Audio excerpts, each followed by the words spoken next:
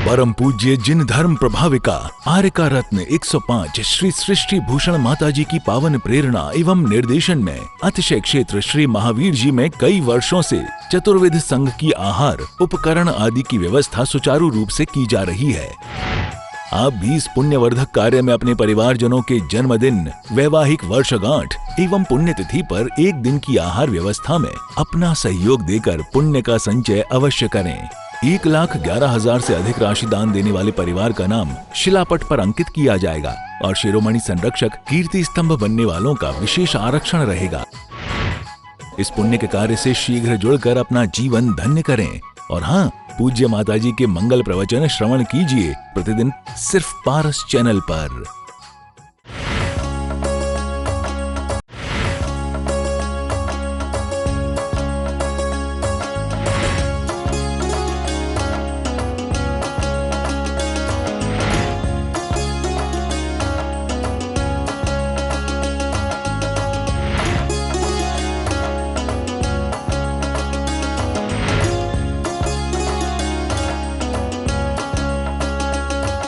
आदमी क्या है? आदमी क्या है बचपन की बहारों से पूछो। आदमी क्या है बचपन की बहारों से पूछो। आदमी क्या है जवानी के नज़ारों से पूछो। और आदमी क्या है लकड़ी के सहारों से पूछो। आदमी क्या है चिता के अंगारों से पूछो। आदमी एक अंतर्देशी लिफाफा है। आदमी एक अंतर्देशी लिफाफा है जो 1, 2 और 3 मोड़ के बाद पोस्ट हो जाता है। पोस्ट तो सबको होना है, लेकिन जो पुरुषार्थ करते हैं, क्योंकि पुरुष उसे ही कहा है जिसके अंदर 4 पुरुषार्थ हों, धर्म अर्थ काम और मोक्ष। कहते भी हैं धर्म करत संसार सुख, धर्म करत निर्वाण, धर्म पंथ साधे बिना नर त्रियंच समान। कहते हैं कि वास्तव में पुरुषार्थ, मनुष्य अपने पुरुषार्थ को 2 गति दे सकता है। वो गलत पुरुषार्थ भी कर सकता है और अच्छा पुरुषार्थ भी कर सकता है। यदि पुरुषार्थ को समीचीन दिशा देता है तो वो बुद्ध, महावीर, राम और हनुमान, कोई भी क्राइस्ट आदि बन सकता है। और यदि गलत पुरुषार्थ दे तो हिटलर, चंगेल खां, औरंगजेब और नादिर शाह आदि ऐसी प्रशासक बन सकता है जिन्होंने सिर्फ त्रासदी दी।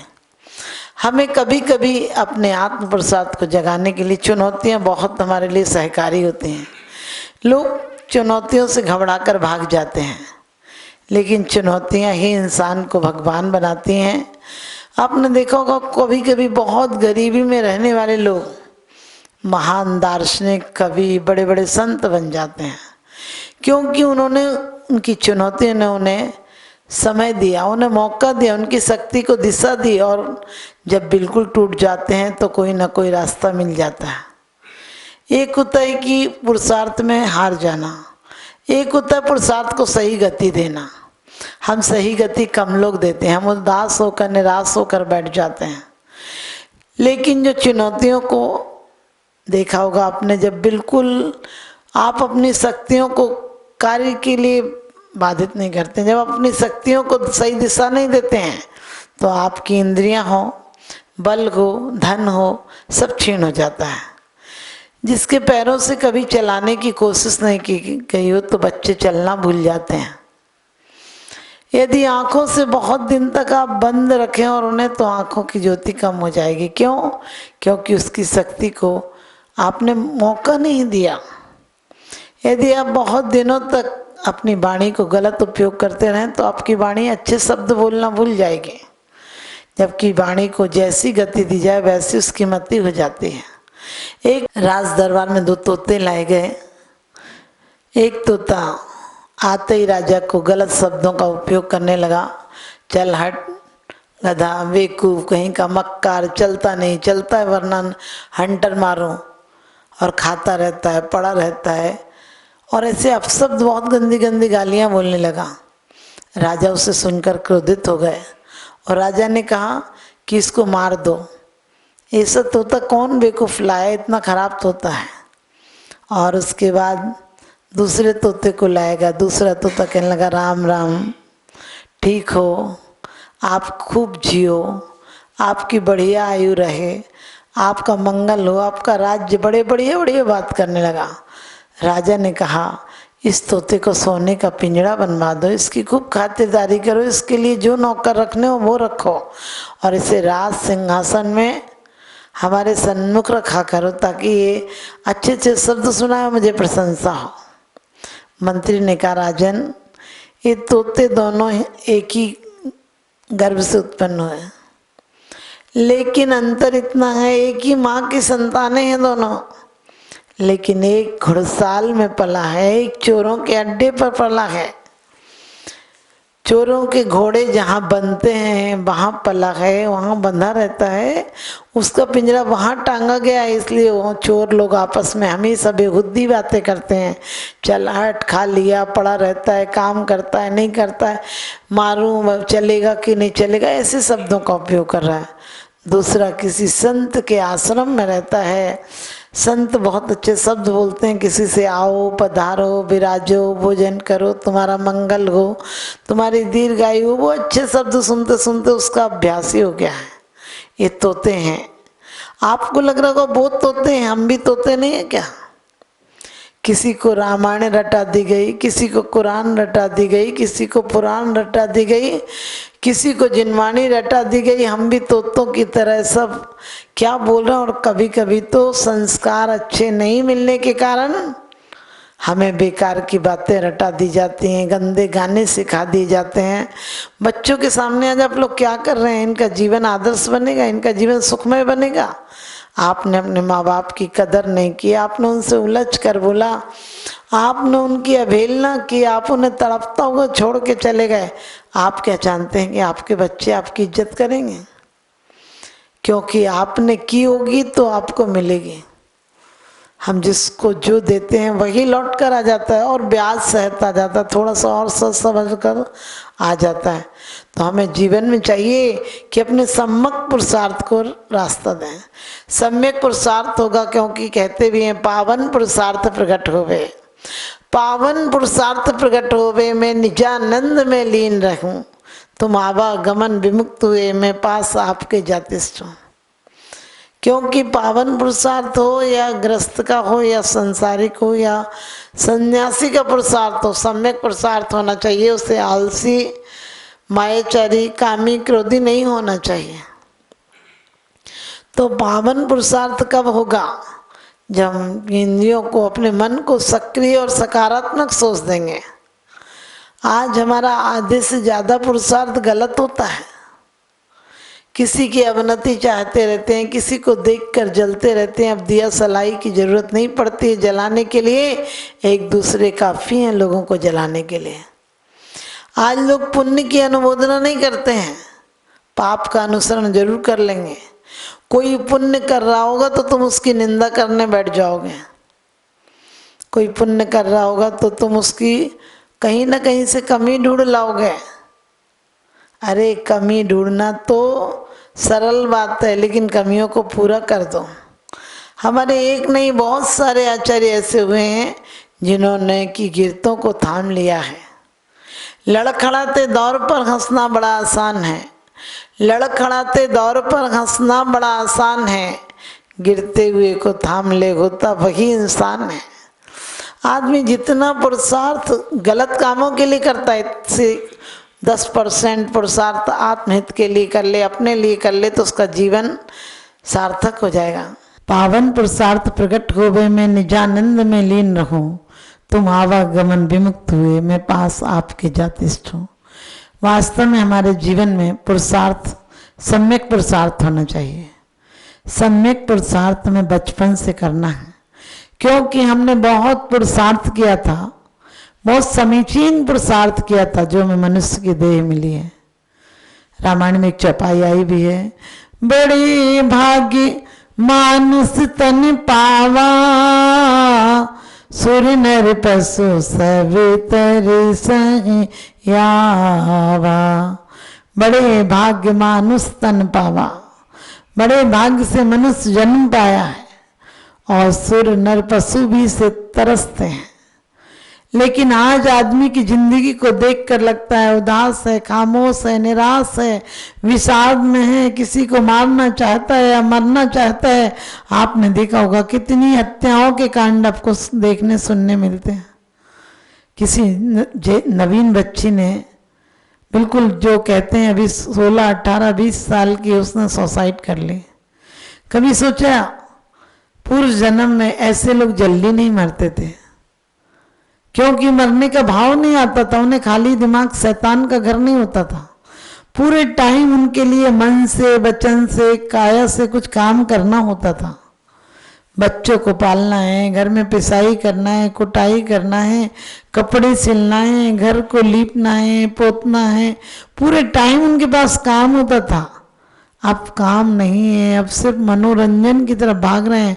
और जितना जितना जो देश मनोरंजन के लिए भागेगा, समझ लेना वो विक्षिप्तता के ज्यादा किनारे पे खड़ा हुआ है, वो मौत की ज्यादा कगार पर खड़ा हुआ है। वो बिल्कुल अपने आप को सुख नहीं दे पा रहा है, इसलिए कोई मनोरंजन के माध्यम से सुख ढूंढ रहा है। आज हमारे भारत में भी यही स्थिति हो गई। सुबह सुबह जहां मंदिरों की घंटियों की आवाजें आती थी, प्रार्थनाओं की, आराधनाओं की, भगवान की मंगल आरती की आवाजें आती थी, वहीं आज कलेश की आवाज आने लगी। पूरी पूरी कॉलोनी में चले जाओ तो सिर्फ 2 व्यक्ति दिखते हैं। एक नए नए मेयर की शादी हुई और वो अपनी पत्नी को लेकर बंगले में आया। कुत्ता था, कुत्ता नए को देखकर भौंकता ही है और पूंछ भी हिलाता, दोनों काम करता साथ साथ। कि भौंकता इसलिए कि मालिक को पता चले कि मैं किसी को बकसता नहीं हूँ, पहले परीक्षा ले लेता हूँ, इसलिए भौंकता रहे। और फिर मालिक को ये भी बताता है कि यदि तुम्हारी मर्जी का आदमी तो अंदर आने दो, इसलिए पूछ हिलाता है सम्मान में कि तुम्हारे आने पे खुश भी हो रहा हूँ। तो वो भौंक रहा था। मेयर था, जरा तावबाज था, हमेशा मारने की प्रैक्टिस की थी, कि गिराने की प्रैक्टिस की थी, तो वही आदत पड़ी थी। उसने कहा बोलना बंद कर। एक, अब जानवर तो जानवर है बेचारा, आदमी जितनी वकालत थोड़ी जानता है। फिर बोला बोलना बंद कर। 2, अब कुत्ता तो कुत्ता था, तो उसने फिर बोला। मेयर ने 3री बार तो उस पर गोली चला दी। पत्नी बोली अजी बड़े बदतमीज हो, क्या हुआ, जानवर ही तो है, उसने बोला ही तो था, आपने गोली क्यों मार दी। वो पत्नी की तरफ बंदूक लेकर बोला बोलना बंद कर। 1, बोलना बंद कर। 2, बेचारी पत्नी फिर जीवन भर नहीं बोली, क्योंकि भय से उसे दबाना चाहा। एक जानवर को मारकर अपनी शक्ति का प्रदर्शन किया और बुद्ध ने अंगुलीमाल का हृदय परिवर्तन कर दिया, शक्ति को निस्तेज कर दिया। क्योंकि जब वो भी उधर आ रहे थे तो लोगों ने समझाया था कि अंगुलीमाल है, इधर मत जाओ, वो मार कर तुम्हें उंगलियों की माला अपने में एक और संख्या बढ़ा लेगा। और वो कहने लगे हम संत हैं, हम लौटना नहीं जानते हैं, हम मौत हमसे डरती है, मौत से नहीं डरते हैं। लोगों ने कहा अरे मार ही दोगे फिर ये तुम्हारी बातें कहाँ काम आएंगी। उनने कहा कुछ भी हो मैं तो उधर से ही जाऊंगा, हम रास्ता मोड़ना नहीं जानते हैं, हम रास्ता बदलना नहीं जानते हैं, हम संत हैं, हम परिसर सहना जानते हैं। सर्दी हो, गर्मी हो, आताप हो, नग्नता हो, ज्ञान हो, अज्ञान हो, ये सब हम सहना जानते हैं। क्योंकि अरे गाव तारण ऐसी प्रहारण में सदा समता धरण। कहते हैं मुनियों की कोई आरती उतारे या फिर गालियां दे, उन्हें कोई फर्क नहीं पड़ता। तो बुद्ध भी आगे चले गए। अंगुलीमाल ने देखा, अपना फरसा उठाकर आगे को आया और कहने लगा तुझे पता नहीं, तुझे किसी ने मना नहीं किया। उनकी शांत आकृति कह रही थी मना तो किया था, लेकिन बिल्कुल शांत, कोई क्षोभ, कोई भय, कोई गिलानी, कोई चिंता का भाव नहीं था।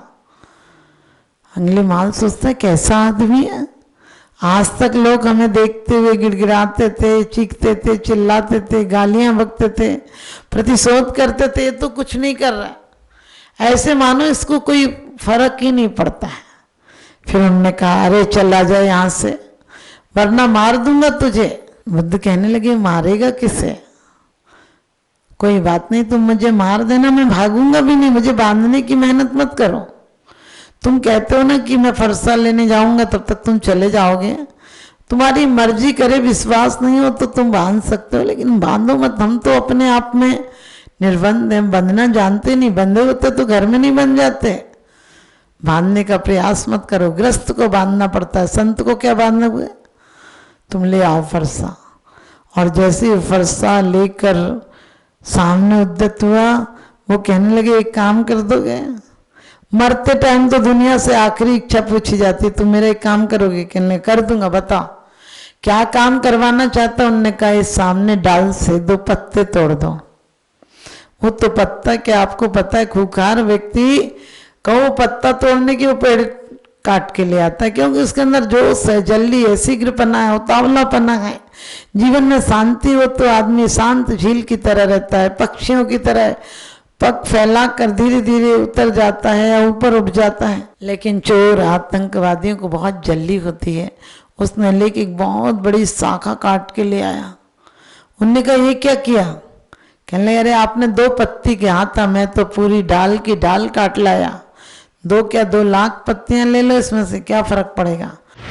सृष्टि मंगलम सेवा समिति में आहार उपकरण, ज्ञान, औषध एवं करुणा जैसे महान कार्यों में सराहनीय सहयोगी परिवार हैं। श्री विनय कुमार जैन, श्रीमती सरिता जैन, शालीमार बाग, दिल्ली। पाटोदी परिवार, कतरास। श्री सुशील कुमार जैन, धर्मपत्नी Shrimati Nirmal Jain, Shri Arihant Oil and General Mills, Tehsil Road, Jagraon, Punjab. Shri Bhupendra Jain, Shrimati Mamta Jain, Shalimar Bagh, Delhi. Pandya परिवार, डेह, जिला नागौर, राजस्थान। प्रतिष्ठान सुगनचंद फूलचंद पांड्या, डेह, जिला Nagaur, Rajasthan. Sethi Flour Mills Private Limited, Chargawa, Gorakhpur, Uttar Pradesh. परम पूज्य जिन धर्म प्रभाविका आर्यका रत्न 105 श्री सृष्टि भूषण माताजी की पावन प्रेरणा एवं निर्देशन में अतिशय क्षेत्र श्री महावीर जी में कई वर्षों से चतुर्विध संघ की आहार उपकरण आदि की व्यवस्था सुचारू रूप से की जा रही है। आप भी इस पुण्यवर्धक कार्य में अपने परिवारजनों के जन्मदिन, वैवाहिक वर्षगांठ एवं पुण्यतिथि पर एक दिन की आहार व्यवस्था में अपना सहयोग देकर पुण्य का संचय अवश्य करें। 1,11,000 से अधिक राशि दान देने वाले परिवार का नाम शिलापट पर अंकित किया जाएगा और शिरोमणि संरक्षक कीर्ति स्तंभ बनने वालों का विशेष आरक्षण रहेगा। इस पुण्य के कार्य से शीघ्र जुड़कर अपना जीवन धन्य करें। और हाँ, पूज्य माताजी के मंगल प्रवचन श्रवण कीजिए प्रतिदिन सिर्फ पारस चैनल पर।